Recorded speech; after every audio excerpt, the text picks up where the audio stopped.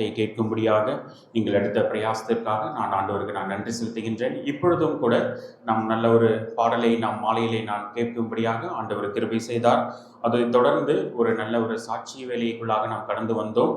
ஆண்டவர் ஒரு அருமையான சகோதரனுடைய வாழ்க்கையில் ஆண்டவரை விதமான மாற்றத்தை கொண்டு வந்தார் என்று சொல்லி நாம் கேட்டோம். ஒரு இந்து குடும்பத்தில் பிறந்தாலும் வளர்ந்தாலும் ஆண்டவராகிய இயேசு கிறிஸ்துவானவர் அவங்களுடைய வாழ்க்கையில் குடும்பத்தின் சூழ்நிலைகளையும் அவருடைய வாழ்க்கையையும் மாற்ற முடியும் என்ற சத்தத்தை கேட்ட பொழுது அந்த மெல்லிய சத்தத்திற்கு அவர் கீழ்ப்பிடிந்தார் என்று சொல்லி நம்ம கேட்டோம். அதன் மூலமாக அவருடைய வாழ்க்கையில் பெரிய சந்தோஷத்தையும் சமாதானத்தையும் அனுபவிக்கிறதை அவருடைய வாயிலிருந்து நாம் கேட்டறிந்து கொள்ளும்படியாக ஆண்டவர் உதவி செய்தார். அதை தொடர்ந்து நம்ம ஒரு நல்ல ஒரு குறுநாடகத்தை நம்ம பார்த்தோம். அந்த பிள்ளைங்க ஆண்டவருடைய வருகை, இரண்டாம் வருகை எவ்விதமாக இருக்கும் என்று சொல்லி ஒரு சுருக்கமாக நடித்து காண்பித்தார்கள். அந்த வீடியோலையே நீங்கள் பார்த்துருப்பீங்க.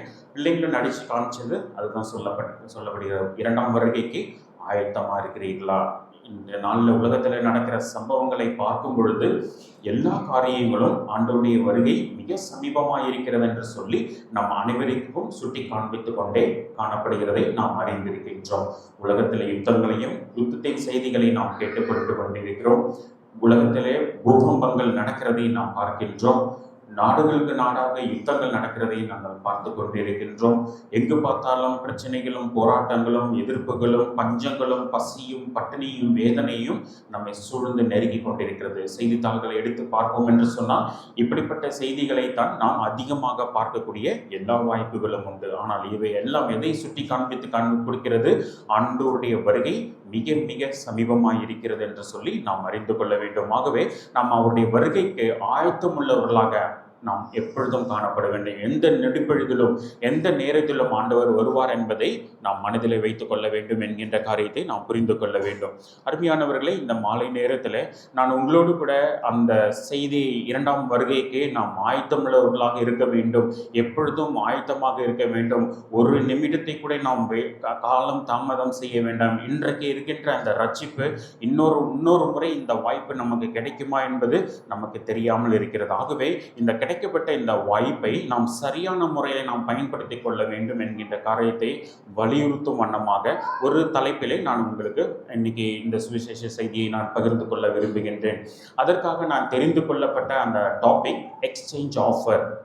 இந்த எக்ஸ்சேஞ்ச் ஆஃபர் அப்படின்னு சொன்னோன்னே நீங்கள் எல்லாரும் ஆச்சரியமாக பார்ப்பீங்க. என்ன இது, சுவிசேஷ கூட்டத்தில் போயிட்டு ஒரு எக்ஸ்சேஞ்ச் ஆஃபர், பரிமாற்ற சலுகையை குறித்து பேச போகிறாங்களே அப்படின்னு சொல்லிட்டு. நிச்சயமாகவே இந்த தலைப்பில் நாம் சிந்திக்க போகிற காரியங்களை கர்த்தர் நமக்கு ஆசீர்வதித்து தருவாராக. நான் உங்ககிட்ட ஒரு கொஸ்டின் கேட்டேன்னா நீங்கள் என்ன நினைப்பீங்க? எக்ஸ்சேஞ்ச் ஆஃபர் அல்லது பரிமாற்ற சலுகை அப்படின்னு சொன்னீங்கன்னா நீங்கள் என்ன நினைப்பீங்க? உங்கள் மனசுக்குள்ளே என்ன ஓடி வரும் அப்படின்னு சொன்னாக்க, நார்மலாக நம்ம யோசிக்கும் போது பழைய பொருட்கள் எதையாவது நம்ம கையில் வச்சுருக்கோம் அப்படின்னா அதை கொண்டு போய் கடையில் கொடுக்க ஆரம்பிப்போம். இல்லைன்னா உடஞ்சி போன ஒரு பொருளை கொண்டு போய் நம்ம கடையில் கொடுக்க ஆரம்பிப்போம். மூணாவது அவுடேட்டடு, அது ஓரளவு ஐஃபோன் இல்லைனாக்கா சாம்சங் எடுத்துக்கிட்டிங்கனாக்கா அன்றைக்கி ஒரு சிஸ்டம் இருக்கும், இன்றைக்கி லேட்டஸ்ட் சிஸ்டம் இருக்கும். அப்போ பழைய சிஸ்டம் அப்கிரேட் பண்ணுறதுக்காக கொண்டு போய் நம்ம கடையில் கொடுக்கறத நம்ம பார்த்துருக்குறோம். இப்படியாக பழைய பொருட்களை நம்ம கடையில் கொண்டு போய் கொடுக்கும்போது கடைக்காரன் என்ன செய்வான்? அதற்கு ஒரு விலை மதிப்பை கொடுப்பதை நாம் பார்க்கிறோம். அதுக்கு அப்புறம் ஒரு புது பொருளை நம்ம விரும்புகிற பொருளை கொடுக்கும் பொழுது அந்த இடையில இருக்கிற அந்த டிஃப்ரென்ஸ், அந்த கேப்பை அவன் நீங்கள் பே பண்ணுங்க அப்படின்னு சொல்லுவாங்க. ஃபார் எக்ஸாம்பிள், நான் உங்களுக்கு ஒரு எக்ஸாம்பிள் கொடுக்குறேன். எல்லார் கையிலையும் மொபைல் ஃபோன் நம்ம யூஸ் பண்ணுறோம். அந்த மொபைல் ஃபோனை ஃபார் எக்ஸாம்பிள் ஐஃபோன் 6 நம்ம வச்சுக்கலாம், இல்லை ஐஃபோன் 5 வச்சுக்கலாம். இன்றைக்கி ஐஃபோன் 16 நம்ம கரண்ட் மாடலில் இருக்குது. அப்போ நம்ம ஐஃபோன் 5 நம்ம எடுத்துகிட்டு போயிட்டு கடையில் ட்ரேட்-இன் பண்ணும்போது அவன் சொல்லுவான், இதை பார்த்துட்டு சார் நான் இது ஒரு 10,000 rupeesக்கு தான் எடுக்க முடியும் அப்படின்னு உதாரணத்துக்கு அவன் எடுக்கிறான்னு சொன்னானாக்கா, அந்த 10,000 rupees அவனுக்கு நம்ம கேஷாக கொடுக்கறதுக்கு பதிலாக அவன் சொல்லுவான், அடுத்து நீங்கள் என்ன ஃபோன் சார் எடுக்கிறீங்க அப்படின்னு சொல்லி கேட்பான். இல்லை சார் நான் ஐஃபோன் 16 தான் எடுக்க போகிறேன் அப்படின்னு சொன்னீங்கன்னா ஐஃபோன் 16 விலை ஃபார் எக்ஸாம்பிள் 50,000 இருந்துச்சுன்னா அப்போ அந்த 50,000 மைனஸ் 10,000 போச்சு, பேலன்ஸ் 40,000 நம்ம பே பண்ணால் போதும். அவன் என்ன செய்வான்? புது ஐஃபோன் 16 மாடலை நம்ம கையில் கொடுக்கறத நம்ம பார்க்குறோம். இதே வண்ணமாக தான் ஆண்டவராகிய இயேசு கிறிஸ்துவில் வரும்பொழுது இது உலகத்திலே நம்ம பார்க்கக்கூடிய காரியங்களாக நாம் சிந்திக்க முடிகிறது. ஆனால் ஆண்டவராகிய இயேசு கிறிஸ்து கொடுக்கிற காரியம் என்ன என்று சொன்னால், இந்த பழைய நம்முடைய பாவ வாழ்க்கையை கொண்டு போய் அவரிடம் கொடுக்கும் பொழுது அவர் நமக்கு கொடுக்கிறது என்ன தெரியுமா? நித்திய ஜீவனையும் நிலையில்லா ஒரு வாழ்க்கையையும் அவர் கொடுக்கிற தேவனாக இருக்கிறார். இந்த உலகம் கொடுக்கிற காரியம் ஒரு தற்காலிகமானதாக இருக்கும். ஆனால் ஆண்டவர் கொடுக்கிற காரியம் நிரந்தரமானது, நிலையானது, என்றென்றும் வாழக்கூடிய நித்திய ராஜ்யத்தில் பிரவேசிக்கக்கூடிய ஒரு பெரிய வாழ்க்கையை அந்த ஆண்டவர் கொடுக்கிறார். அருமையானவர்களே, இந்த மாலை நேரத்தில் கடந்து வந்திருக்கின்ற உங்க ஒவ்வொருவரையும் பார்த்து நான் தயவாய் நான் கேட்டுக்கொள்கிறேன், இந்த பியூட்டிஃபுல் எக்ஸ்சேஞ்ச் ஆஃபரை நீங்க எதுவுமே இந்த இடத்த விட்டு போகும்போது இந்த எக்ஸ்சேஞ்ச் ஆஃபரை நீங்க நழுவு விட்டு போக வேண்டாம். இந்த ஆஃபருக்கு ஒரு பியூட்டிஃபுல் வேலிடி டைம் பீரியட் இருக்கு. அதெல்லாம் நம்ம கொஞ்சம் கொஞ்சமா நம்ம சந்திக்க இருக்கட்டும், நம்ம பார்க்க இருக்கின்றோம். இப்போ இந்த ஆண்டவராக இயேசு கிறிஸ்து அவரை எதிர்பார்க்கிறது என்னன்னா, நம்முடைய பாவ வாழ்க்கையை அவர் கையில் ஒப்பு கொடுக்க நாம் முழுவதுமாக நம்மை நாமே அவர் கரங்களில் ஒப்பு கொடுக்க வேண்டும். இந்த எப்படியாக நம்ம பழைய பொருளை கொண்டு போய் அந்த கடையில் கொண்டு போய் நம்ம கொடுக்குறோமோ, அதே போல நம்முடைய வாழ்க்கையை, உங்களுடைய என்னுடைய பாவ வாழ்க்கையை அவர் கையில் ஒப்பு கொடுக்கும்போது அவர் சந்தோஷமாக அதை ஏற்றுக்கொண்டு அவர் நித்தியமான ஒரு வாழ்க்கையை, சந்தோஷமான சமாதானமான வாழ்க்கையை உங்களுக்கு கொடுக்கக்கூடிய ஒரு நல்ல தேவனாக இருக்கிறார்.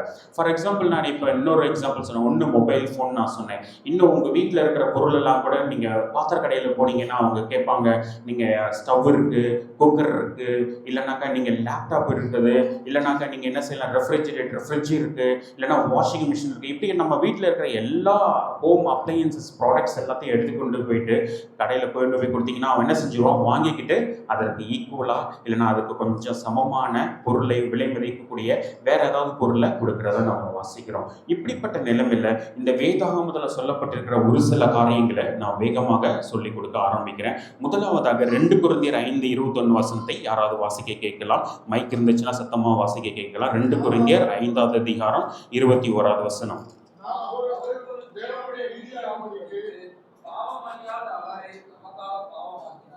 ஓகே, இங்கே நம்ம சொல்லப்பட்டிருக்கிறது இந்த 21வது வசனத்தில், நாம் அவருக்குள் தேவனுடைய நீதியாகும்படிக்கு பாவம் அறியாத அவரை நமக்காக பாவமாக்கினார்.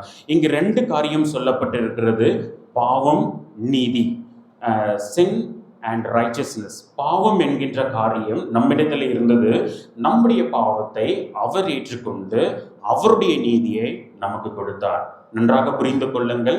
சிறு பிள்ளைகள் முதல் பெரியவர்கள் வரை எல்லாருக்கும் இது பொருந்தக்கூடிய, நல்ல சிந்திக்க வேண்டிய ஒரு காரியமாக இருக்கிறது. இந்த ஆண்டவராக இயேசு கிறிஸ்துவிடம் நம்முடைய பாவத்தை நாம் அவரிடத்தில் கொடுத்து விட்டால் அவர் என்ன செய்கிறார், அவருடைய நீதியை நமக்கு கொடுக்கிறார் என்று சொல்லி இந்த வசனம் சொல்கிறது. இங்கே என்ன எக்ஸ்சேஞ்ச் ஆஃபர், என்ன பரிமாற்றம் நடக்கிறது, என்னுடைய பாவ வாழ்க்கையை, என்னுடைய தேவனுக்கு பிரியமில்லாத அந்த வாழ்க்கையை நான் அவருக்கு ஒப்பு கொடுக்கும் பொழுது அவருடைய நீதி எனக்கு கிடைக்கிறது என்று சொல்லி இந்த முதல் வசனத்தில் நம்ம வாசிக்கிறோம். 2வது காரியத்தை நம்ம வாசிக்கலாம். ரோமர் 6வது அதிகாரம் 23வது வசனத்தில் நம்ம வாசிக்கலாம். ரோமர் 6:23.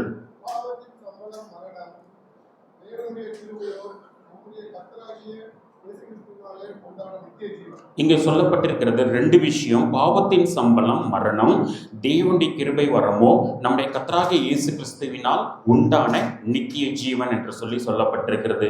இங்கு என்னென்ன காரியம் எக்ஸ்சேஞ்ச் செய்யப்படுகிறது, பரிமாற்றம் செய்யப்படுகிறது? பாவம் என்கின்ற ஒரு பொருள் இருக்கிறது. அவற்றை நாம் கொடுப்போம் என்று சொன்னால் அந்த பாவத்தின் சம்பளமாகிய அந்த மரணத்திற்கு பதிலாக அவர் நித்திய ஜீவனை தருகிறார். இங்கு 2 விஷயம் சொல்லப்பட்டிருக்கிறது, மரணம், நித்திய ஜீவன். ஆண்டவராக இயேசு கிறிஸ்துவை ஏற்றுக்கொள்ளாமல் மரித்தவர்களுடைய வாழ்க்கை அந்த நித்தியமான நரகத்துக்கு பாத்திரவான்களாக இருக்கப்படுகிறது.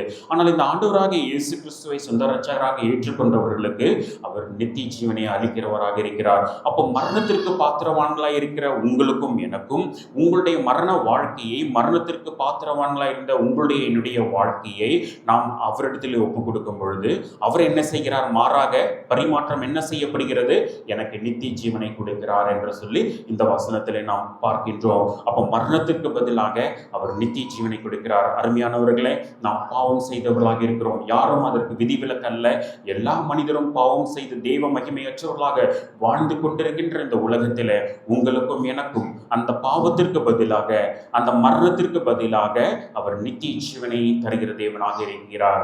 இந்த எந்த கடையில் போனாலும் கிடைக்காது, எந்த ஸ்பெஷல் ஆஃபர் கடையில் போனாலும் கிடைக்காது.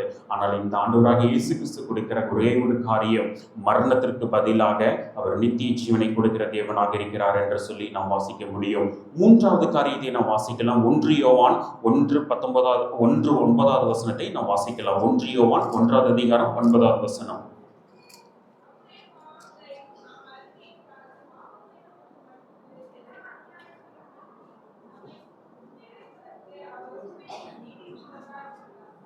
இங்கே நாம் வாசிக்கிறோம் 9 வசனத்திலே, நம்முடைய பாவங்களை நாம் அறிக்கையிட்டால் பாவங்களை நமக்கு மன்னித்து எல்லா அநியாயத்தையும் நீக்கி நம்மை சுத்திகரிப்பதற்கு அவர் உண்மையும் நீதியும் உள்ளவராயிருக்கிறார். இங்கு நம்ம வாசிக்கிறோம், பாவத்திற்கு பதிலாக அவர் மன்னிப்பை அருளுகிற தேவனாக இருக்கிறார் என்று சொல்லி நாம் வாசிக்க முடிகிறது. அருமையானவர்களே, நீங்களும் நானும் பாவிகளாக இருக்கிறோம். இந்த பாவத்திலே நாம் ஒரு நாள் மறிக்கக்கூடியவர்களாக இருக்கின்றோம். மனிதன் பிறக்கும் பொழுதே பாவத்தில் பிறந்தான், என் தாய் என்னை பாவத்திலே கற்பந்தரித்தாள் என்று சொல்லி வேதத்தில் வாசிக்கின்றோம். ஆக பாவத்தின் சம்பளமாகிய அந்த மரணத்திற்கு பாத்திரவான்களாயிருந்த உங்களுக்கும் எனக்கும் அந்த பாவத்திற்கு பதிலாக அவர் என்ன செய்கிறார்? மன்னிப்பை அருளுகிறார். ஃபர்கிவ்னஸ். அவர் மன்னிப்பை தருகிற தேவனாக இருக்கிறார். அதைத்தான் இங்கு சொல்லப்படுகிறது. அவர் நம்முடைய பாவங்களை நமக்கு மன்னிப்பதற்கு அவர் உண்மையும் நீதியும் உள்ளவராக இருக்கிறார். அருமையானவர்களே, நீங்கள் இந்த பாவத்தோடு அவரிடத்துல போவீர்கள் என்று சொன்னால் அவர் மன்னிப்பை நமக்கு பதிலாக தருவதற்கு அவர் ஆயத்தம் உள்ளவராக இருக்கிறார் என்று சொல்லி நாம் அறிந்து கொள்ள வேண்டும். முதலாவதாக நம்ம பார்த்தோம், என்ன விஷயத்தை பார்த்தோம்? பாவத்திற்கு பதிலாக அவர் நீதியை நமக்கு தந்தார். பாவம் இல்லாத அவர் நமக்காக பாவமாகி நம்முடைய அநியாயத்தை எல்லாம் அவர் ஏற்றுக்கொண்டு அவருடைய நீதியை நமக்கு தந்தார் என்று சொல்லி நாம் வாசிக்க கேட்டோம். இரண்டாவது, மரணத்திற்கு பதிலாக நமக்கு நித்திய ஜீவனை தந்தார்.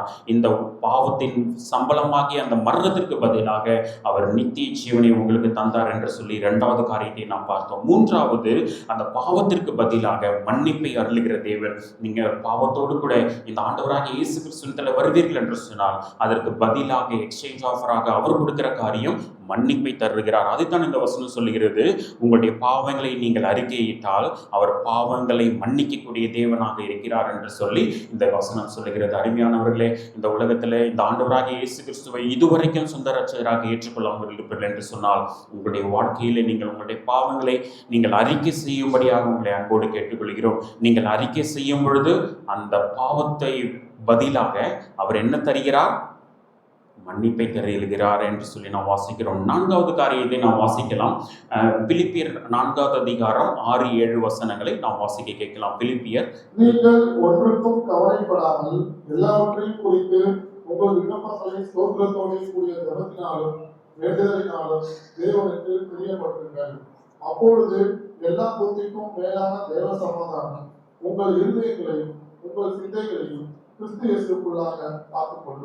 இங்கு நம்ம வாசிக்கிறோம், இங்கு நீங்கள் ஒன்றுக்கும் கவலைப்படாதிருங்கள், எல்லாவற்றையும் குறித்து தேவனுக்கு தெரியப்படுத்துங்கள், அப்பொழுது எல்லா புத்திக்கும் மேலான என்ன கிடைக்குமா? தேவ சமாதானம் உங்கள் இருதயங்களையும் உங்கள் சிந்தைகளையும் கிறிஸ்து இயேசுவுக்குள்ளாக காத்துக்கொள்ளும். ஆக நாம் இங்கே என்ன பரிமாற்றம் செய்யப்படுகிறது? நீங்கள் கவலைப்பட வேண்டாம். உங்கள் கவலைகளை எல்லாம் அவரிடத்தில் கொடுத்து விட்டால் மாறாக அவர் என்ன நமக்கு கொடுக்கிறார்? என்ன கொடுக்கிறார் சொல்லப்பட்டிருக்கிறது? தெய்வ சமாதானம். மனிதர்கள் கொடுக்கிற சமாதானம் அல்ல, அல்லது இந்த உலகத்தில் கிடைக்கிறதான சமாதானத்தை அவர் கொடுப்பது இல்லை. தெய்வ சமாதானத்தை அவர் உங்களுக்கும் எனக்கும் அவர் தருகிறார். நாம் செய்ய வேண்டியது என்னவென்று தெரியுமா? கவலைப்படாதீர்கள் என்று சொல்கிறார். இந்த ஆண்டவராகிய இயேசு கிறிஸ்து வேறு ஒருவரும் இந்த உலகத்தில் சொல்ல முடியாது. இந்த ஆண்டவராகிய இயேசு கிறிஸ்து மாத்திரமே இந்த வார்த்தைகளை சொல்ல முடியும். அவர் சொல்லுகிறார், உங்களையும் என்னையும் பார்த்து கவலைப்படாதிருங்கள், நீங்கள் ஒன்றையும் குறித்த கவலைப்படாதீர்கள், உங்கள் கவலைகள் எல்லாம் எனக்கு தெரியப்படுத்துங்கள், அதற்கு பதிலாக நான் உங்களுக்கு தெய்வ சமாதானத்தை கொடுக்கிறேன் என்று சொல்லுகிறார். எவ்வளவு அற்புதமான ஒரு எக்ஸ்சேஞ்ச் ஆஃபர் பாருங்க. இந்த உலகத்துல எந்த கடையில போனாலும், எந்த பாத்திர கடையில போனாலும், எந்த எலக்ட்ரானிக் ஷாப் கடையில போனாலும் கிடைக்காத ஒரு ஸ்லாக்கியத்தை இந்த ஆண்டவராகிய இயேசு கிறிஸ்து உங்களுக்கு தருகிறார். கவலைக்கு பதிலாக சமாதானத்தை தருகிறார். பாவத்துக்கு பதிலாக மன்னிப்பை தருகிறார். நித்தியமான மரணத்திற்கு பதிலாக நித்திய ஜீவனை தருகிற தேவனாக இருக்கிறார் என்று சொல்லி பார்க்க முடியும். ஐந்தாவதாக ஒரு காரியத்தை நான் சொல்ல விரும்புகின்றேன். சங்கீதம் 147 3வது வசனத்தை நாம் வாசிக்கலாம். சங்கீதம் 147 3. அவர்களுடைய காயங்களை கட்டுகிறார், இங்க நம்ம வாசிக்கிறோம், இங்கே இருதயம் நொறுங்குண்டவர்களை அவருடைய காயங்களை கட்டுகிற தேவனாக இருக்கிறார் என்று சொல்லி நம்ம வாசிக்கிறோம். brokenness for wholeness. நம்முடைய இருதயம் நொறுக்கப்பட்டு இருக்கிறதா? நம்முடைய பிரச்சனைகளாலும் போராட்டங்களினாலும் பாவத்தின் நிமித்தமாக, பாவத்தினுடைய விளைவின் நிமித்தமாக நம்முடைய இருதயம் நொறுக்கப்பட்டு சின்ன பின்னமாக்கப்பட்ட சூழ்நிலையை அவர் பார்த்து என்ன செய்கிறார்? அந்த நொறுங்குண்ட தன்மையை அவர் என்ன செய்கிறார்? மாற்றி நமக்கு wholeness, குணமாக்கி முழு மனிதனாக நம்மை மாற்றுகிறார் என்று சொல்லி அங்கு சொல்லப்பட்டிருக்கிறது. இங்கே என்ன எக்ஸ்சேஞ்ச் ஆஃப் நொறுக்கப்பட்ட இருதயம். நம்முடைய கடந்து போகிற பாதையில், நாம் கடந்து போகிற சந்திக்கிற சூழ்நிலைகள் நம்முடைய இருதயங்களை நொறுக்கக்கூடியதாக இருக்கும். நம்மால் தாங்க முடியாத, சகித்துக் கொள்ள முடியாத நொறுங்குண்ட இருதயம் உள்ளவர்களை அதை எடுத்துக்கொண்டு அவர் என்ன செய்கிறார்? நம்முடைய காயங்களை கட்டி நம்மை குணமாக்குகிற, சௌக்கியப்படுத்துகிற தேவனாக இருக்கிறார் என்று சொல்லி நாம் அறிந்து கொள்ள வேண்டும். அருமையானவர்களே, இந்த ஆண்டவராகிய இயேசு கிறிஸ்து இப்படிப்பட்ட எக்ஸ்சேஞ்ச் ஆஃபர், இப்படிப்பட்ட பரிமாற்ற சலுகையை ஆண்டவராகிய இயேசு கிறிஸ்து மாத்திரமே கொடுக்க முடியும். உலகம் கொடுக்கக்கூடாத தெய்வ சமாதானத்தையும், உலகத்திலே காணப்படாத நித்திய ராஜ்யத்திற்கு செல்லக்கூடிய ஸ்லாக்கியத்தையும், இந்த மரணத்திற்கு பதிலாக, பாவத்திற்கு பதிலாக நீதியை கொடுக்கக்கூடிய இந்த ஆண்டவராகிய இயேசு கிறிஸ்து சொல்லுகிறார், என்னிடத்தில் வாருங்கள், உங்கள் பாரங்களை, உங்கள் கவலைகள் எல்லாம் என்னிடத்தில் கொடுத்து விடுங்கள், நான் உங்களுக்கு இளைப்பாறுதல் தருவேன் என்று சொல்லுகிறார். இங்கேயும் ஒரு எக்ஸ்சேஞ்ச் ஆஃபர். உங்கள் கவலைகள், உங்கள் பாரங்கள், உங்கள் வேதனைகள் எல்லாவற்றையும் என்னிடத்தில் கொடுத்து விடுவீர்கள் என்று சொன்னால் நான் உங்களுக்கு இளைப்பாறுதல் தருவேன் என்று சொல்லுகிறதை நாம் பார்க்கின்றோம். அருமையானவர்களே, இதற்காக இந்த ஆண்டவராகிய இயேசு கிறிஸ்து என்ன செய்தார் தெரியுமா? உங்களுக்காக, எனக்காக சிலுவையில் மரித்தார்.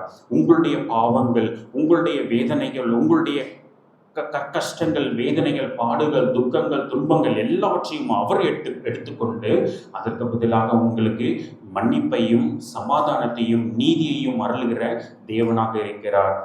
இதற்கு நாம் தகுதியுள்ளவர்களா என்று சொல்லி பார்ப்போம் என்று சொன்னால் நீங்களும் நானும் தகுதியுள்ளவர்கள் அல்லவே அல்ல. மாறாக அவருடைய அளவற்ற கிருபையினால, இரக்கத்தினால, தேவன் உங்கள் மேல் என் மேல் காண்பித்த அந்த அன்பின் நிமித்தமாக, அந்த மாயமில்லாத, கலங்கம் இல்லாத அந்த அன்பின் நிமித்தமாக, அளவற்ற அன்பின் நிமித்தமாக, சுயநலமற்ற அந்த அன்பின் நிமித்தமாக, தியாகமுள்ள அந்த அன்பின் நிமித்தமாக உங்களையும் என்னையும் விலை கொடுத்து உங்களை வாங்கியிருக்கின்றார். எப்படியாக? அந்த கல்வாரி சிலுவையில் சிந்தின ரத்தத்தின் மூலமாக உங்களுடைய என்னுடைய பாவத்தை எல்லாவற்றையும் நீக்கும்படியாக அவர் சிலுவையில் மரித்தார்.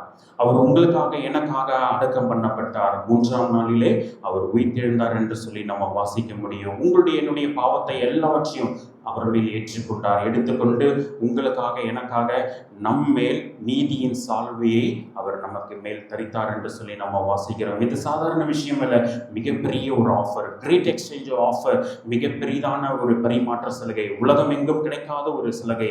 இதற்கு நீங்கள் காசோ பணமோ கொடுக்க வேண்டிய அவசியம் இல்லை. மாறாக உங்களுடைய வாழ்க்கையையும் உங்களுடைய இருதயத்தை நீங்கள் ஆண்டவருக்கு கொடுக்க வேண்டும். இந்த எக்ஸ்சேஞ்ச் ஆஃபர் கடையிலெல்லாம் போனீங்கன்னா ஒரு டைம் லிமிட் கொடுப்பாங்க, கரெக்டா இல்லையா?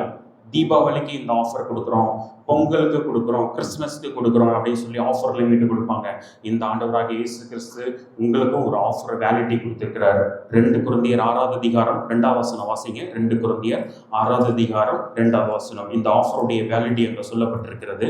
அனுகிரக காலத்திலே நான் உனக்கு செவி கொடுத்து ரட்சணை நாளிலே உனக்கு உதவி செய்தேன் என்று சொல்லி இருக்கிறாரே. இதோ இப்பொழுது அனுகிரக காலம், இப்பொழுது ரட்சணை நாள். அருமையானவர்களே, இந்த ஆஃபர் வேலிட்டி ரொம்ப நாள் கிடையாது. இன்றைக்கு, இப்பொழுதே அனுகிரக காலம், இப்பொழுதே ரட்சணை நாள். இன்றைக்கு நீங்கள் உங்களுடைய வாழ்க்கையை ஆண்டவருக்கு ஒப்பு கொடுக்க வேண்டும். தீபாவளிக்கு பார்த்துக்கலாம், கிறிஸ்மஸ்க்கு பார்த்துக்கலாம், நாளைக்கு பார்த்துக்கலாம் என்று சொல்லி காலம் தாமதம் செய்ய வேண்டாம். இதற்கு ஆஃபர் வேலிட்டி இருக்குது. நீங்கள் யோசிக்கலாம், இன்றைக்கு இந்த இடத்தை விட்டு கடந்து போனீங்கன்னா நாளை காலையில் நம்ம பார்ப்போமா, உயிரோடு இருப்போமான்னு சொல்லி நமக்கு தெரியாது. இந்த ஆஃபர் வேலிட்டி அங்கே பைபிளில் கிளீனாக சொல்லி இருக்குது. இன்றைக்கு அனுகிரக காலம், இன்றைக்கே ரட்சணிய நாள். உங்களுடைய வாழ்க்கையை ஆண்டவருக்கு இன்றைக்கே ஒப்பு கொடுத்து விட்டு இந்த இடத்தை விட்டு கடந்து செல்லும்படியாக உங்களை அன்போடு நாங்கள் கேட்டுக்கொள்கிறோம். நாளைக்கு யோசிக்கலாம், நாளைக்கு பார்த்துக்கலாம், இன்னொரு தருணம் எனக்கு கிடைக்கும் சொல்லி நீங்க யோசிக்க வேண்டாம். இந்த எக்ஸ்சேஞ்ச் ஆஃபர் போச்சுன்னா திரும்ப கிடைக்குமா எனக்கு தெரியல. ஆனால் நீங்களும் நானும் செய்ய வேண்டியது உங்களுடைய வாழ்க்கையை ஆண்டவருக்கு ஒப்பு கொடுக்க வேண்டும். நீங்களும் நானும் செய்ய வேண்டியது என்ன? உங்களுடைய பழைய பாவ வாழ்க்கையோடு நீங்கள் வாழ்ந்து கொண்டிருக்கும் பொழுது இந்த ஆண்டவர் இப்படிப்பட்ட நித்திய ராஜ்யத்தையும் நித்திய ஜீவனையும் உங்களுக்கு பாவ மன்னிப்பையும் அவர் உங்களுக்கு கொடுக்க முடியாது. மாறாக உங்களுடைய வாழ்க்கையை நீங்கள் அவருக்கு ஒப்பு கொடுக்க வேண்டும். ஆண்டவரே, நான் ஒரு பாவி, நான் தவறு செய்திருக்கிறேன், என் பாவங்களை மன்னியும், நான் உம்முடைய பிள்ளையாக என்னை ஏற்றுக்கொள்ளும். நீர் எனக்காக சிலுவையில் மரித்தீர், நீர் எனக்காக அடக்கம் பண்ணப்பட்டீர், நீர் எனக்காக 3ஆம் நாளில் உயிர்த்தெழுந்தீர் என்பதை முழு உறுதியத்தோடும் முழு ஆத்மாவோடு நீங்கள் ஏற்றுக்கொள்வீர்கள் என்று சொன்னால், விசுவாசிப்பீர்கள் என்று சொன்னால், அவர் உங்களுடைய இருதயத்தில் வருவார், உங்கள் வாழ்க்கையை மாற்றுவார். இந்த சரணடைப்பு இந்த இவ்விதமாக ஒப்பு கொடுப்பீர்கள் என்று சொன்னால் அதைத்தான் அவர் எதிர்பார்க்கிறார். இதற்கு எது பணமும் செலுத்த வேண்டியில்லை. உங்கள் தங்கத்தை கேட்கவில்லை, உங்களுடைய வைரத்தை கேட்கவில்லை, உங்கள் சொத்தை கேட்கவில்லை, உங்கள் மதம் மாற்ற வேண்டும் என்று சொல்லி அவர் கேட்கவில்லை. உங்களுடைய மனதை மாற்றும்படியாக அவர் விரும்புகிறார். உங்களுடைய பாவ அழுக்குகள் எல்லாம் நீக்கப்பட்டவர்களாக, உங்கள் பாவத்தை எல்லாம் அவர் ஏற்றுக்கொண்டு உங்களுக்கு நீதியை அருளுகின்ற தேவனாக இருக்கிறார். உங்களுடைய மரணத்திற்கு பாவத்தின் சம்பளமாகிய அந்த மரணத்தை அவர் ஏற்றுக்கொண்டு உங்களுக்கு நித்திய ஜீவனை அருளுகின்ற தேவனாக இருக்கின்றார். நீங்கள் செய்ய வேண்டியது மனம் திரும்பி அவருக்கு உங்களுடைய வாழ்க்கையை ஒப்புக் கொடுக்க வேண்டும். ஆண்டவரே, இன்றைய தினமே என்னுடைய ரட்சிப்பின் நாள், இன்றைய தினம் அனுகிரக நாள், என்னுடைய வாழ்க்கையை நான் ஒப்புக் கொடுக்கிறேன். காலம் தாமதம் செய்ய விரும்பவில்லை. ஒருவேளை இன்று இரவிலே ஆண்டவருடைய வருகை வரும் என்று சொன்னால் உங்களுடைய வாழ்க்கை என்னவாகும்? ஆண்டவருடைய வருகை மிக சமீபமாக இருக்கிறது. இந்த சிறு பிள்ளைகள் நடத்தின நாடகத்தில் நீங்கள் பார்த்தீர்கள். ஆண்டவருடைய வருகை என்று வேணாலும் வரலாம், என்றைக்கு வேணாலும் வரலாம், அடுத்த செகண்ட்ல வரலாம், இன்று ராத்திரி நாம் உறங்கும் போதும் வரலாம். ஆனால் நம்முடைய வாழ்க்கை அவர் வருகையில் எங்கு கடந்து செல்லப்படும்? பரலோகத்துக்கு செல்லுமா அல்லது நரகத்துக்கு செல்லுமா? அந்த தீர்மானத்தை நீங்களும் நானும் இந்த உலகத்திலே வாழும்போது அந்த நல்ல தீர்மானத்தை எடுக்க வேண்டியவர்களாக இருக்க வேண்டும். நாம் கடையில் போயிட்டு அந்த என்னுடைய பழைய ஃபோனை நான் கொடுத்துட்டு நான் புது ஃபோன் வாங்கிட்டதுக்கு அப்புறம் திரும்ப போய் நான் பழைய ஃபோனை கேட்க முடியுமா? கேட்க முடியாது. பழைய ஃபோன் அவன் தரமாட்டான். அதுக்கு பதிலாக அந்த டிஃப்ரென்ஸ் எல்லாம் நீங்கள் பே பண்ணிட்டீங்க, புதிய ஃபோனை வாங்கிட்டீங்க. அதுதான் 2 கொரிந்தியர் 5:17 சொல்லப்பட்டிருக்கிறது. ஒருவன் கிறிஸ்துவுக்குள் இருந்தால் புது சிருஷ்டியாயிருக்கிறான், பழையவைகள் ஒழிந்து போயின, எல்லாம் புதிதாயின. ஒருபோதும் புதிய மனிதன் மீண்டும் பழைய வாழ்க்கைக்கு போக வேண்டிய அவசியம் இல்லை. பழைய ஃபோனை நீங்கள் ட்ரேட்-இன் பண்ணிட்டீங்கன்னா அதுக்கப்புறம் மறுபடியும் பழைய வாழ்க்கைக்கு போக வேண்டிய அவசியமே கிடையாது. ஒரு முறை உங்களுடைய வாழ்க்கை ஆண்டவருக்கு ஒப்பு கொடுங்கள், உங்களுடைய வாழ்க்கையை புதுமையாக மாற்றுவார். அவர் புதிய எக்ஸ்சேஞ்ச் ஆஃபர் அவர் கொடுக்கிறார். உங்களுடைய பாவங்களை எல்லாம் அவர் மேல் ஏற்றுக்கொண்டு அவருடைய நீதியை உங்களுக்கு கொடுக்கிறார். அவர் உங்களுக்கு நித்திய வாழ்க்கை கொடுக்கிறார், நித்திய ஜீவனை கொடுக்கிறார். மரணத்துக்கு அல்ல, நித்திய ஜீவனை என்றென்றைக்கும் அவரோடு கூட வாழக்கூடிய ஒரு பெரிய ஸ்லாகத்தை அவர் கொடுக்கிறவராக இருக்கிறார். ஒரு சின்ன காரியத்தை நான் சொல்லுகிறேன். உங்கள் ஃபோனில் நீங்கள் எடுத்துக்கோங்க, உதாரணத்துக்கு உங்கள் ஃபோனில் அந்த ஸ்க்ரீன் டிஸ்பிளே எல்லாம் உடஞ்சி போயிருக்கிறது. நீங்கள் இந்த உடஞ்சி போன கண்டிஷனோட நீங்கள் அந்த கடைக்காரன்கிட்ட கொண்டு போகிறீங்க. கடைக்காரன் பார்க்குறான், வேல்யூ பார்க்குறான், இந்த ஃபோன் வந்து 1 lakh rupees, 1 லட்சம் ரூபாய் ஃபோனாக கூட இருக்கலாம். ஆனால் ஸ்க்ரீன் டிஸ்பிளே எல்லாம் உடஞ்சி போச்சுன்னா அதுக்குரிய வேல்யூ அவன் சொல்லுவான். அவன் பார்த்துட்டு சொல்லுவான், மகனே இதுக்கு வந்து ஃப்ரீயாக நான் கொடுக்கலப்பா, இதுக்குரிய வேல்யூ நான் கொடுக்குறேன். எவ்வளோ கொடுக்குறீங்க? ஒரு 10,000 20,000 நான் கொடுக்குறேன். ஆனால் இந்த காரியத்துக்கு அவன் ரொம்ப ஆசையோடு போகிறான், இந்த ஃபோன் ரெடி ஆகிடும், ரிப்பேர் சரி பண்ணி கொடுத்துருவோம் அப்படின்னு சொல்லிட்டு. ஆனால் அதுக்கு ஒரு விலையை நியமிக்கிறத நம்ம பார்க்குறோம். ஆனால் ஆண்டவராக இயேசு கிறிஸ்து என்னுடைய பாவத்திற்கு பதிலாக அவருக்கு கொடுத்த விலைக்கிரயம் மிகப்பெரியது. அவருடைய சொந்த ரத்தத்தை சிலுவையில் ஊற்றி கொடுத்தார். விலை மதிப்பற்ற விலை இல்லாத ரத்தத்தை உங்களுக்காக எனக்காக சிலுவையிலே ஊற்றி கொடுத்தார். கடைசி சொட்டு ரத்தம் வரைக்குமாக அவர் சிலுவையிலே சிந்தினார். அந்த வழியே போகிறவர்களும் வருகிறவர்களும் மற்றவர்களை ரசித்தான், தன்னைத்தானே ரசித்துக் கொள்ள தானியிலே என்று சொன்னார்கள். அறிவியல் வல்லுநர்கள் சொன்னார்கள், ரத்தமும் தண்ணீரும் புறப்பட்டு வந்தது. உடம்புல ரத்தம் எல்லாம் போச்சுன்னா கடைசி அதுக்கப்புறம் வர்றது தண்ணியாக தான் இருக்கும். அதான் மெடிக்கல் சயின்ஸ் சொல்லுது. முதல்ல ரத்தம் வரும், ஊசியில் குத்தினா ரத்தம் வரும், ஆணியில் கிழிச்சிச்சுன்னா முதல்ல ரத்தம் வரும். உடம்புல இருக்கிற எல்லா ரத்தமும் உடம்புல இருந்து போனதுக்கப்புறம் கடைசியாக வர்றது தண்ணியாக இருக்கும். ஆண்டவருடைய சிலுவை மரணத்திலும் அதுதான் காணப்பட்டது. அவருடைய உடம்பிலிருந்து எல்லா சொட்டு ரத்தமும் வடிந்து ஓடிவிட்டது. கடைசியாக தண்ணீர் வந்தது, ஒரு ரத்தமும் இல்லை. எதற்காக? உங்களையும் என்னையும் அவர் நேசித்தது நிமித்தமாக. அவர் உங்களுக்காக எனக்காக சிலுவையில் மரித்தார், தியாகத்தை அனுபவித்தார், கஷ்டங்களை அனுபவித்தார். இந்த எக்ஸ்சேஞ்ச் ஆஃபரை நீங்கள் பெற்றுக்கொள்ள வேண்டும். ஒரே ஒரு காரணம், உங்கள் மேல் என் மேல் அன்பு வைத்தது நிமித்தமாக அவர் தம்முடைய ஜீவனையை ஒப்புக் கொடுத்தார். அருமையானவர்களே, இந்த நாளிலே, இந்த கடைசி நாளிலே கடந்து வந்திருக்கின்ற யாராவது இந்த ஆண்டவராக இயேசு கிறிஸ்துவை நீங்கள் ஏற்றுக்கொள்ளாமல் இருப்பீர்கள் என்று சொன்னால் உங்களுடைய வாழ்க்கையை நீங்கள் ஒப்புக் கொடுங்கள். அது அருமையான தருணம். உங்களுடைய இருதயத்தை ஆண்டவரை திருப்ப இருக்கிறார். உங்களுடைய சொத்தையோ உங்களுடைய தங்கத்தையோ வெள்ளியையோ அவர் அவர் எதிர்பார்க்கவில்லை, உங்களுடைய இருதயத்தை எதிர்பார்க்கிறார். உங்களுடைய இருதயத்தை நீங்கள் ஆண்டவருக்கு ஒப்புக் கொடுப்பீர்கள் என்று சொன்னால் அவர் உங்களுடைய இருதயத்தில் வந்து வாசம் செய்ய விரும்புகிறார்.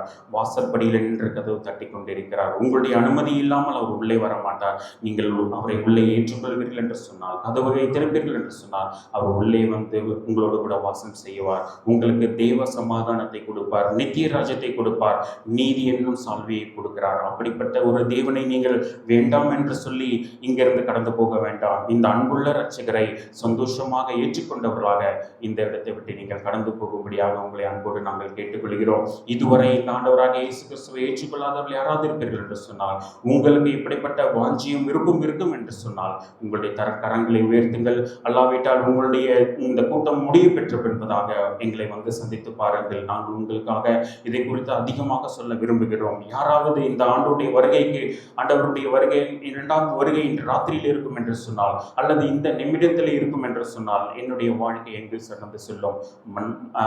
மோட்சத்திற்கு கடந்து செல்வேனா அல்லது நரகத்திற்கு கடந்து செல்வேனா? சிந்தித்து பாருங்கள். நல்ல தீர்மானங்கள் எடுக்க கர்த்தர் உங்கள் ஒவ்வொருவருக்கும் உதவி செய்வாராக. அப்படிப்பட்ட நல்ல தீர்மானத்தை எடுக்க விரும்புகிறவர்கள் நீங்கள் முன்னாக வாருங்கள். உங்களுக்காக நாங்கள் செபிக்க ஆயத்தம் உள்ளவர்களாக இருக்கிறோம்.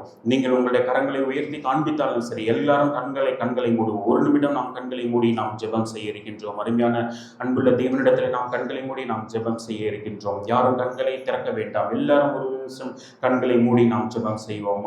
ஆண்டவரே, இந்த நாளிலே இந்த அருமையான பரிமாற்றத்தை, எக்ஸ்சேஞ்ச் ஆஃபரை நீங்க கொடுத்திருக்கிறீங்க.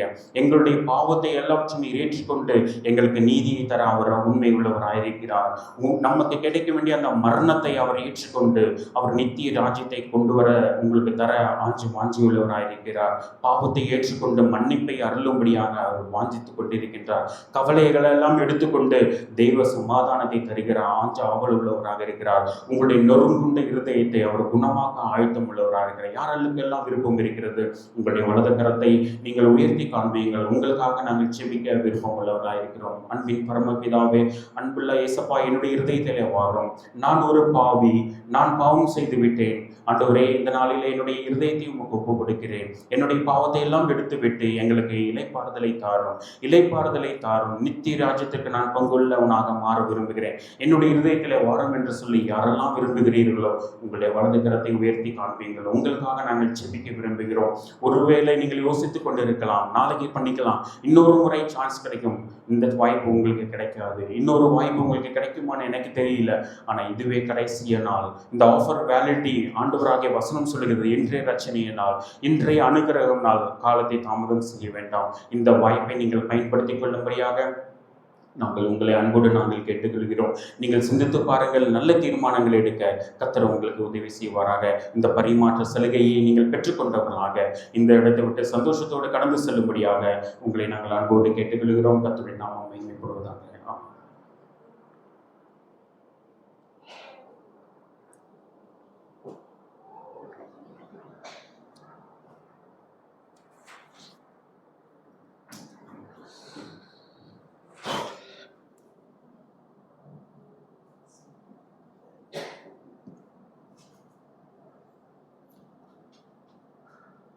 கர்த்தருடைய நாமம் மகிமைப்படுவதாக.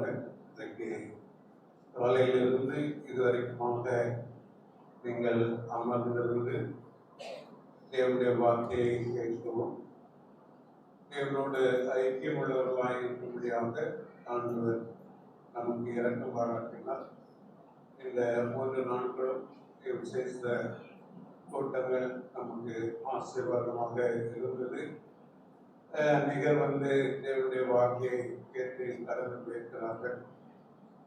அவர்கள் மனம் திரும்பும்படியாக அவர்களுக்காக நாம் ஜெபித்துக் கொள்வோம். இன்றைக்கும் கேட்டிருக்கிறவர்கள் தங்கள் வாழ்க்கையில அதை சிந்திக்க முடியாத சிலாக்கியத்தை ஆண்டவர் அவர்களுக்கு கொடுக்கும்படியாக நாம் ஜெபித்துக் கொள்வோம். அதே போல தேவனுடைய வார்த்தையை பகிர்ந்து கொடுத்த அவருடைய மகனுக்காக கூட நாம் ஜெபித்து வருவோம். அங்கே அபுதாபியில் ஒரு நல்ல கம்பெனியில் அபுதாபி கார்பரேஷன் என்று சொல்லக்கூடிய அரசாங்க வேலையில் என்ஜினியராக இருந்து கொண்டு அங்கே தேவனுடைய ஊழியத்தையும் செய்து கொண்டு இங்கிருந்து போகக்கூடிய தமிழ் மக்களை எல்லாம் சந்தித்து அங்கே அவர்கள் ஆண்டவருக்குள்ளே வழி நடத்தி அங்கே கூடி ஆராதிக்கக்கூடியவர்களாக இருக்கிறாங்க. அங்கேயும் ஏறக்குறைய ஒரு 70 பேர் கிட்டத்தட்ட வருகிறாங்க. விசேஷ கூட்டம் அப்படின்னா 150 பேர் 150 பேர் அப்படி வந்து தேவனுடைய வார்த்தை கேட்கக்கூடிய ஒரு நிலைமை இருக்கிறது. இவ்விதமான நிலைமையில ஊழியத்தை வேலையோடு ஊழியத்தை செய்து கொண்டு வருகிறதுனால இங்கே அவனுக்காகவும் எங்கள் விசேஷமாக ஜெபியுங்கள். அவருடைய பிள்ளைகள் தான் இந்த சிறு நாடகத்தை நடத்தி காட்டினார்கள். அவர்களும் தங்களுடைய அறிவில் இன்னும் வளர வேண்டும். அதே மாதிரி படிக்கிறாங்க, நல்ல முறையில் படிக்கும்படியாகவும் நீங்கள் அவர்களுக்காக ஜெபிக்கும்படியாகவும் உங்களை அன்பாக கேட்டுக்கொள்கிறோம். தொடர்ந்து நாம் நிறைவாக நிறைவு ஜெபத்துக்கு வந்திருக்கிறோம். நாம் ஜெபித்த பின்பு நாம் இருந்து நாம் ஜெபித்தவர்களை அனுப்புவோம். அதுக்கப்புறம் உள்ள காரியங்களை நம்ம என்ன செய்யலாம் பார்த்துக்கலாம். அப்புறம் இந்த இடத்துல 3 ஞாயிற்றுக்கிழமையும் காலை 9 மணிக்கு இங்கே ஆராதனை உண்டு. அதனால வரக்கூடியவங்க நீங்கள் வந்து தேவனுடைய வார்த்தையை கேட்கவும் தேவனை ஆராதிக்கலாம். அதுக்கப்புறம் 2:30 மணியிலிருந்து சிறுவர்கள் ஊழியம் நடைபெறும். உங்களுடைய பிள்ளைகளை அனுப்புங்க. உங்களுடைய பிள்ளைகளுக்கு அது ஆசீர்வாதமாக இருக்கும். அதுக்கப்புறம் நாளை 6 மணிக்கு சுவிசேஷ கூட்டம் நடைபெறும். அதனால நீங்கள் காலையில் வரமுறையில்னாலும் மாலையில் 6 மணிக்கு வந்து நீங்கள் அந்த கூட்டங்களில் கலந்து கொள்ளலாம்.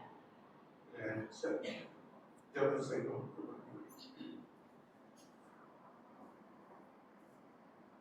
எங்களை நேசிக்கிற நல்ல ஆண்டவரே, அருமையான இரவுல நாங்கள் உன்னை துதிக்கிறோம், ஸ்தோத்திரிக்கிறோம்ப்பா. நீங்க இந்த கடந்த 3 நாட்களும் எங்களோடு கூட இருந்து இந்த கூட்டத்தை ஆசீர்வதித்து அநேகர் வந்து உங்களுடைய வார்த்தையை கேட்டு கடந்து செல்லும்படியாக உதவி செய்திருக்கிறீங்க. அதற்காக கொடுக்கிறோம். அநேக உள்ளங்களோடு நீங்க பேசிக் கொண்டு இருக்கிறீங்க. அதற்காக நம்ம கொடுக்கிறோம். அந்த ஒரே உள்ளத்துல போராட்டம் உண்டு, இதுவா அதுவா அப்படிங்கிற ஒரு நிலைமையில அங்கே போராடி கொண்டிருக்கிற ஒரு நிலைமையை நாங்கள் பார்க்கிறோம். இப்படிப்பட்ட போராட்டங்கள் மத்தியில அவர்கள் நல்ல தீர்மானத்தை எடுத்து உமக்கு தன்னை அர்ப்பணிக்கும்படியான சாங்கியத்தை கொடுக்க வேண்டும் என்று உம்மை நோக்கி நாங்கள் ஜெபிக்கிறோம். விசுவாசிகளாகிய எங்களோடும் நீங்க பேசியிருக்கிறீங்க ஆண்டவரே. நாங்களும் உடைய வார்த்தையை கேட்டிருக்கிறோம். அதன்படி நடக்கும்படியான சாங்கியத்தை கொடுக்க வேண்டும் என்று நோக்கி நாங்கள் ஜெபிக்கிறோம். ஆண்டவரே, குடும்ப கூடுதையும் எங்களுக்கு ஆசீர்வாதமாக இருந்தது. அது மட்டுமல்ல, அந்த குடும்பம் எப்படி இருக்க வேண்டும், குடும்பத்தில் எப்படி நடந்து கொள்ள வேண்டும் என்பதையும் எங்களுக்கு உடைய வார்த்தை மூலமாக எங்களோடு பேசி இருக்கிறார்கள். அவ்விதமான நிலைமையில குடும்பங்கள் கட்டப்படும்படியாக உதவி சென்றுள்ள வேண்டும் என்று உணர்த்தை நாங்கள் செலுத்துகிறோம். மறுபடியும் அந்த ஒவ்வொரு பிள்ளைகளுக்காக செல்கிறோம். தொடர்ந்து இங்கே நடைபெறுகிற எல்லா ஊழியர்களையும் நீங்களே ஆசீர்வதிக்க வேண்டும் என்று செலுத்துகிறோம். தொடர்ந்து நம்முடைய மாறாத கிருபையும் பிரசன்னமும் ஆண்டவரே ஒவ்வொருவரோடு கூட இருக்க வேண்டும் என்று செலுத்துகிறோம். கேட்ட வசனம் ஒவ்வொருவரோடு கூட இருக்க வேண்டும் என்று செலுத்துகிறோம். ஆண்டவராகிய இயேசு கிறிஸ்துவின் இனிய நாமத்தில் உடைய சமூகத்தில் வேண்டிக் கொள்கிறோம். நல்ல பிதாவே, ஆமென். என் ஆத்துமாவே கர்த்தரை ஸ்தோத்திரி, என் முழு உள்ளமே பரிசுத்த நாமத்தை ஸ்தோத்திரி. என் ஆத்துமாவே கர்த்தரை ஸ்தோத்திரி, அவர் செய்த சகல உபகாரங்களையும் மறவாதே. ஆமென்.